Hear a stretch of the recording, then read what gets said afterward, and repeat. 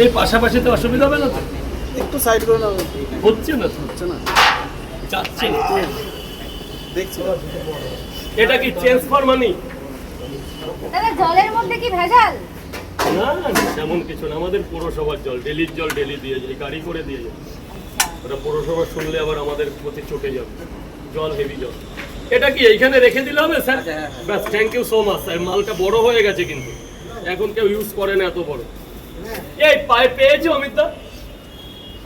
আরে ওই যে বোবা মাসি, ওই যে হ্যাঁ, ডাক দাও।